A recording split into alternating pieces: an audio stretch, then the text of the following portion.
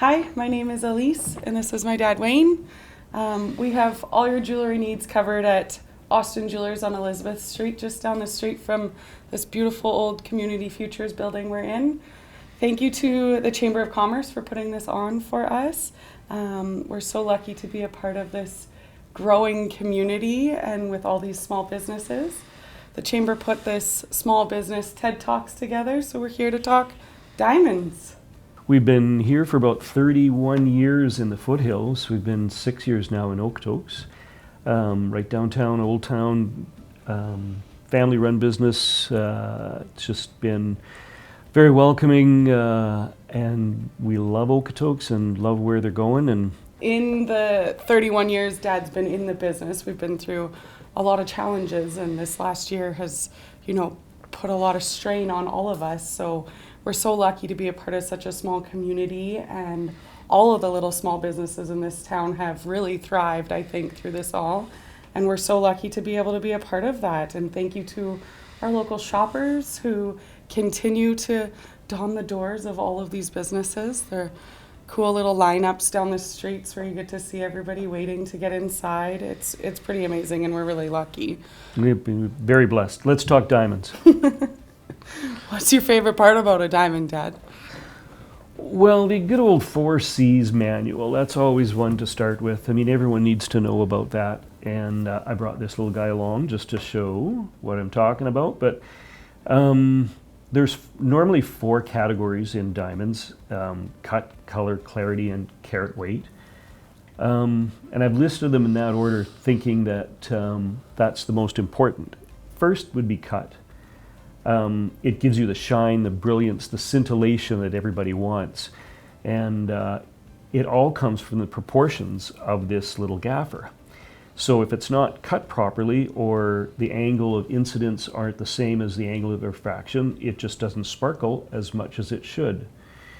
There's 3 different categories. They cut. The polish of it is one, meaning almost like a sandpaper, the grit of it, and it gets down to a fine, clear finish, and polish and symmetry. So it's about each angle and how each one refracts off the other one that gives you that brilliance and so on. So we call it triple excellent if you have excellent polish, excellent symmetry. And yours, darling? What do you think? What is your favorite? The color is definitely the favorite to me, for sure. Yeah, you can have a lower clarity diamond, but a really white diamond, and you get to see the cut shine so bright that the color just makes it white, and it's perfect. Lately, though, we're seeing lots of natural, fancy colored diamonds: browns, yellows, blues, greens, reds, pinks. All of these are just going crazy right now. So it's kind of cool to see from the whitest of the white to the yellow of the yellow and the brown and the inclusions into some of these new diamonds that we're finding. They want the inclusions there, which is kind of cool.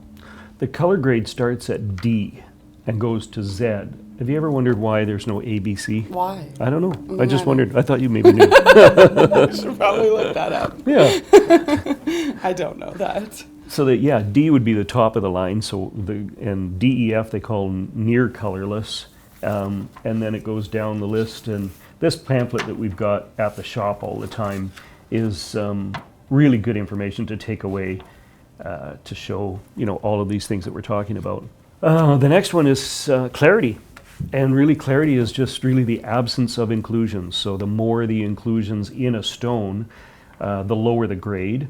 And some of them you can physically see with the naked eye, so it would be considered an eye quality. But we do have in the store an internally flawless.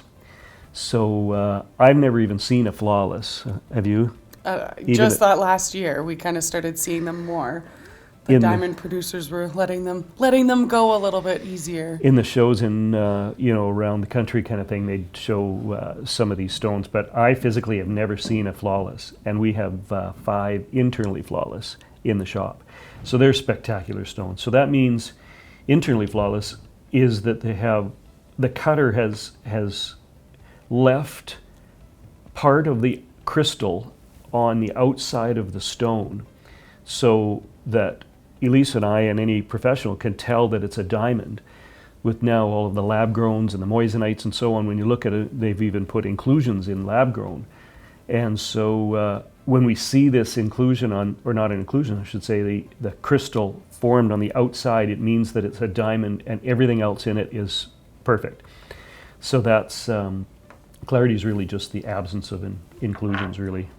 And an inclusion could look anything from like a feather to almost like when you step on a piece of ice outside and it cracks from below, and you can kind of see how it breaks underneath but not to the surface. That's what an inclusion looks like. So it's kind of cool. You will be able to see them, and you want to be able to see them in a sense. It's like your fingerprint, right? So an inclusion itself, so a diamond is grown in the ground. It is a rock. Every single rock looks different. You can never pick up two that are the same. So an inclusion is literally its fingerprint that shows it how that crystal structure has grown going this way, what kind of other minerals were going through it. At the end of the day, it is volcanic acid, right? It's a carbon atom. And so anytime it's being formed, other atoms would want to attract to it. And so you get a nitrogen, which turns it the color, but it wouldn't change the inclusion. But if the platelets shift while the crystal's being formed, that would form these little ice cracks like Elise talked about. That would be something you'd see. But really it's anything other than a carbon atom that is trapped inside this crystal. Yeah, That's pretty cool. No two are alike, and once you know your stone, it's there forever. It doesn't change. It doesn't get bigger or smaller. Or you get the little Nike check mark or something in it, and it's like, yeah, that's my stone. Yeah, they're pretty cool. And then it's all about the weight. Yep. Does size matter? Really, so a carat is like a pound. It is the weight of the diamond. An oval, which is longer, would weigh more and look bigger in a certain sense than a round, which is smaller in the top heavy bit. Size doesn't really matter. As long as you kind of have everything lining up and it's bright and it's beautiful and it's what you want it to be, it's what you have, right?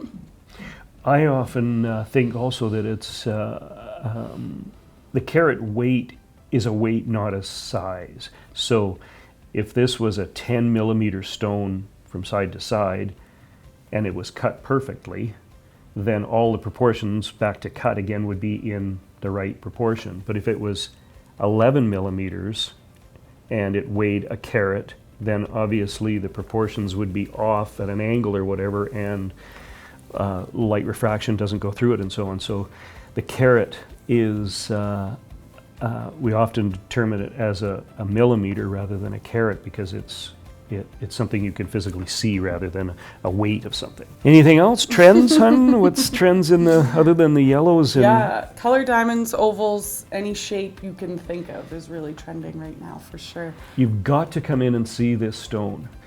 We have a 202 or a 209 oval, internally flawless, Z color. So it is canary, beautiful yellow, oval cut.